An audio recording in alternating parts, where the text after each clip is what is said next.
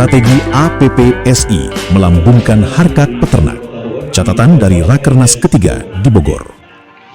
Suasana lobi Hotel Salak Heritage, Kota Bogor, tampak riuh oleh antusiasme delegasi peternak dari seluruh penjuru Nusantara.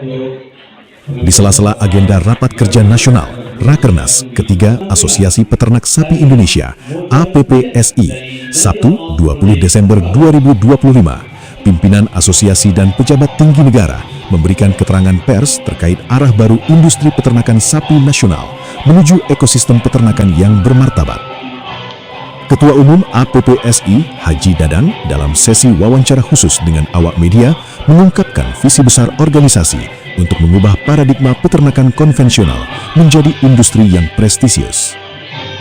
APPSI membawa komitmen tunggal meningkatkan kualitas genetik sapi Indonesia. Kami ingin para peternak kembali memiliki gairah. Mereka harus dihargai secara ekonomi dan sosial atas dedikasinya. Inilah esensi dari kesejahteraan yang kami perjuangkan, ujar Haji Dadang dengan nada optimis. Ia menggarisbawahi bahwa APPSI yang kini telah berusia 6 tahun sejak dideklarasikan di Yogyakarta pada 2019 bukan lagi sekedar perkumpulan hobi, melainkan entitas nasional yang solid. Salah satu instrumen penggerak ekonomi yang menjadi sorotan adalah penyelenggaraan kontes sapi nasional. Melalui kontes, kami menciptakan standar nilai baru. Sapi yang memenangkan kontes bisa memiliki nilai ekonomi fantastis, menembus angka 700 juta. Ini adalah bukti bahwa kualitas unggul berbanding lurus dengan kemakmuran, tambahnya. Haji Dadang juga merinci rencana ekspansi kontes ke berbagai wilayah untuk memastikan pemerataan ekonomi. Secara spesifik, ia menyoroti pengembangan sapi Veo, keturunan Brahma. Kami menyediakan kelas khusus untuk sapi Veo agar kualitasnya terjaga dan harga jualnya di pasar premium tetap kompetitif. Kami ingin peternak di pelosok sekalipun dapat menikmati margin keuntungan yang lebih baik. Sinergi pemerintah mengakselerasi swasembada pangan.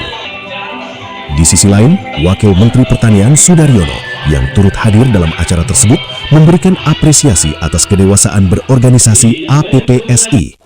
Dalam sesi tanya-jawab dengan wartawan, ia menegaskan pentingnya wadah tunggal untuk mempermudah koordinasi kebijakan pusat. Kehadiran asosiasi seperti APPSI ini sangat positif. Sebagai mitra strategis pemerintah, asosiasi memudahkan kami dalam mengkoordinasikan langkah-langkah menuju swasembada pangan. Sektor peternakan adalah pilar vital pertahanan negara di bidang pangan, tegas Sudaryono. Wamen Pertanian juga mencermati komposisi kepengurusan APPSI yang diisi oleh tokoh-tokoh berpengalaman. Menurut pantauannya, sinergi yang terbangun sudah sangat matang. Rakernas ketiga ini bukan sekedar pertemuan rutin, melainkan manifesto bagi kebangkitan peternakan Indonesia. Dengan kolaborasi antara visi strategis APPSI dan dukungan penuh Kementerian Pertanian, cita-cita swasembada sapi bukan lagi sekedar impian, melainkan target yang kini berada di ambang mata. Robi Sanjaya, reporter Palapa TV mengabarkan. Dalam negara ini, negara itu sifatnya adalah mengatur ujung-ujung. Peternaknya harus untung, tapi yang menjadi dagingnya juga tidak boleh terlalu. Harga daging tinggi, peternaknya happy. Harga daging terlalu murah, kemudian konsumennya happy. Kalau harga daging terlalu mahal, konsumennya marah. Kalau harga dagingnya terlalu murah, maka peternaknya ya. Maka ada mekanisme namanya ceiling price dan floor price. Harga tertinggi sama harga. Biasanya kebutuhan daging meningkat di saat Lebaran, di saat Ramadan, Lebaran dan Nataru. Stok cukup dan harga minta laporan harga acuan sapi hidup per kilo kan 56 sampai 58 per kilo dan di pasar di tempat pemotongan harga saat ini di sampai 53, 51, jadi masih lebih rendah dari harga acuannya. Kamera stok pangan kita cukup, harga kita monitor seluruh Indonesia, nggak hanya orang bencana dia ngambil korupsi itu penjara. Orang lagi Natal tahun baru lagi raya-raya begini mengambil keuntungan di situasi yang sulit itu penjara. Maka pemerintah dengan tegas siap melanggar pasti ditindak. Selamat sore, salam sejahtera untuk kita semuanya. Yang saya hormati Wakil Menteri Pertanian Republik Indonesia Dr. Sudaryono.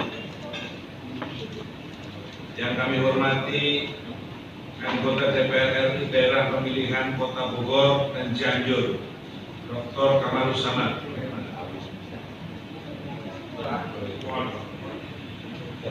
Yang saya hormati Dirjen Peternakan Mas Agung, yang sangat akrab dengan para peternak. Yang saya hormati Bupati Bogor, Bapak Rudi. Yang saya hormati Wali Kota Depok.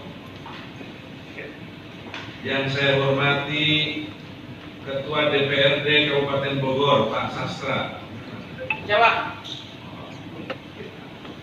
Yang saya hormati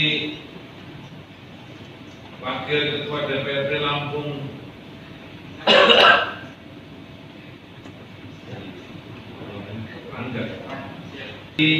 yang mewakili Kementerian Koperasi. Ini sekarang bulan Desember. Puasa itu tanggal 20 atau tanggal 19 Februari. Setelah itu Maret tanggal 20 masih Lebaran. Saya usul setelah bulan Maret, setelah Lebaran kita mengadakan kontes satu kali lagi. Tentu kemudian kita semuanya terhadap saudara-saudara kita yang ada di Sumatera Utara, Sumatera Barat dan Aceh. Nilai ini tidak ada apa-apanya dengan pemerintahan. Ini bukan untuk menggantikan kerugian dan masalah yang mereka ada. Tidak. Ini adalah bentuk rasa cinta, rasa kasih dan rasa solidaritas kita sebagai seorang peternak yang merasakan hal itu terjadi. Betapa sayangnya kita terhadap hewan ternak kita yang dari kecil kita kasih makan, yang kalau sakit kita carikan obatnya, yang kalau lapar kita carikan makanannya, dari kecil kita gedeni, tiba-tiba tergulung oleh banjir dan kita tidak bisa menikmati hewan yang kita harapkan. Lebih dari itu mereka kehilangan tanaman, kebun, bahkan rumah, termasuk mereka kehilangan orang-orang yang disayanginya. Karena itu saudara sekalian, kita mengerti penderitaan dan beban mereka begitu berat.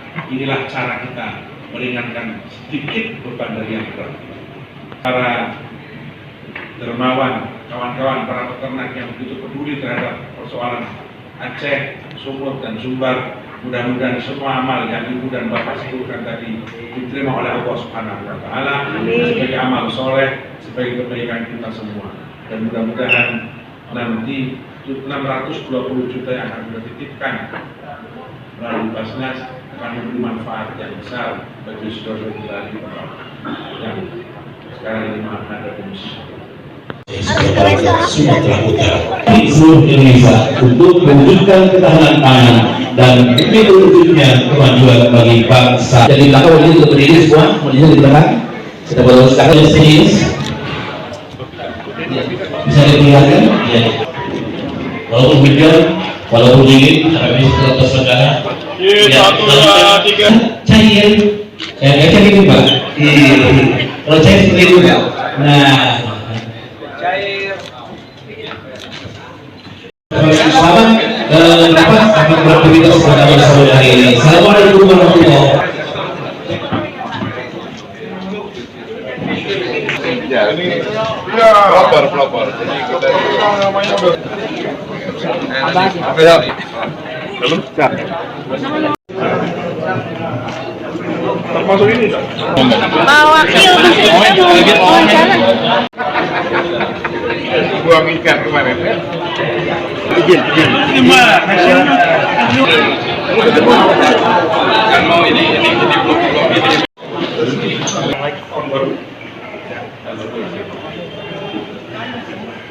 Rencananya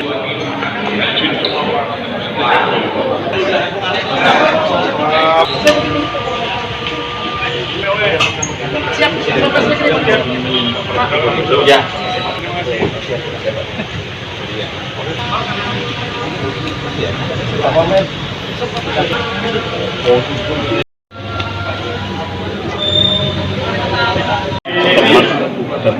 Tapi asosiasi yang juga adalah salah satu mitra pemerintah, kan kita ada asosiasi tebu, hortikultura, termasuk peternakan di sini. Intinya adalah ini kan semua asosiasi ini kenapa bikin asosiasi, karena supaya lebih mudah mempentingkan. Saya kira ini satu hal yang positif.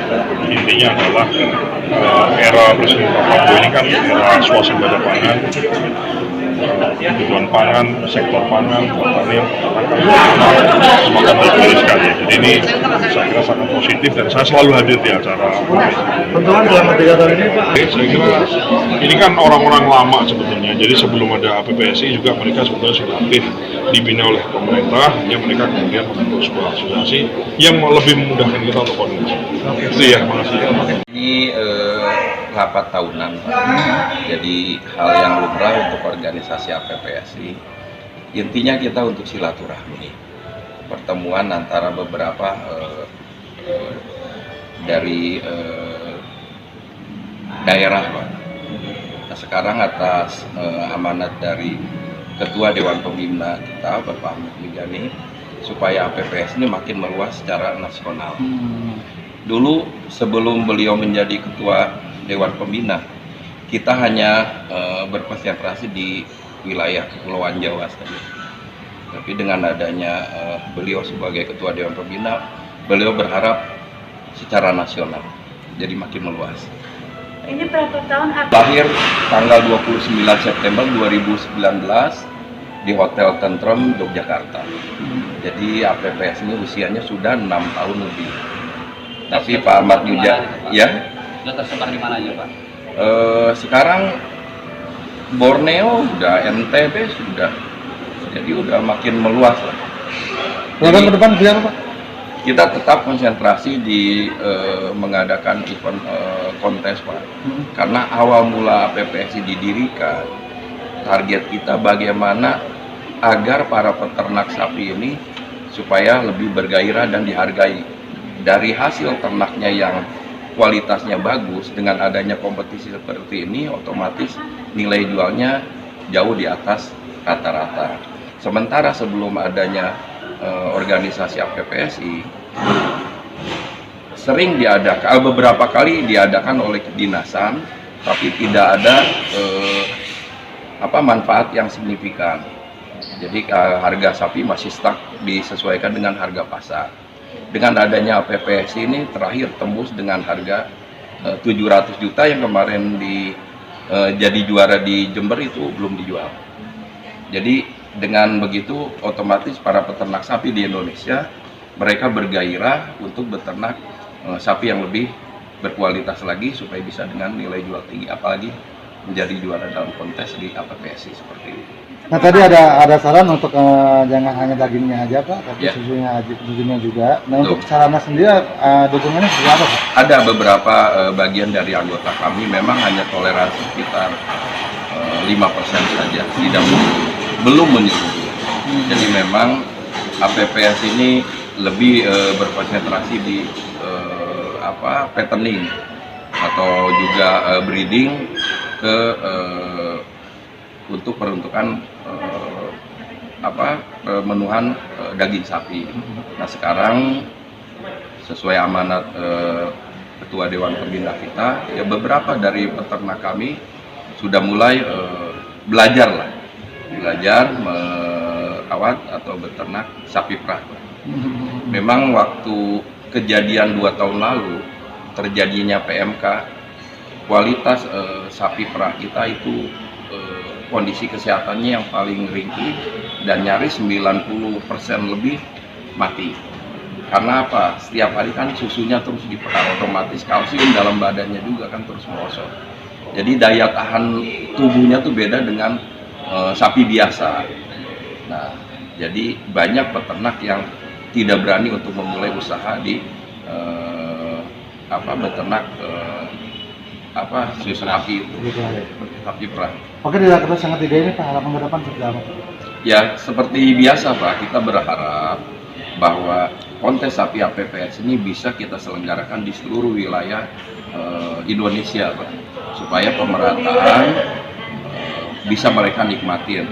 Artian seandainya di satu daerah itu tidak ada kontes bisa APPS di sana, kita pastikan harga tidak akan melonjak tinggi.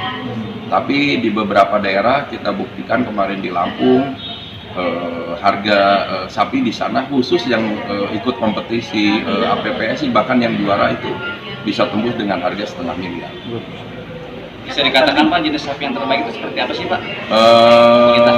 Sapi yang sering memenangkan kontes kita ada beberapa kelas Pak. Khusus sapi WPO atau keturunan Brahma kita pisahkan daripada kelas yang open. Kelas open itu menyangkut biasanya sapi jenis dari simental, limosin, terus ada lagi sapi jenis apa yang terakhir? Aduh. Pak, itu rapatnya berapa hari Pak? Kenapa? Ini berapa hari rapat?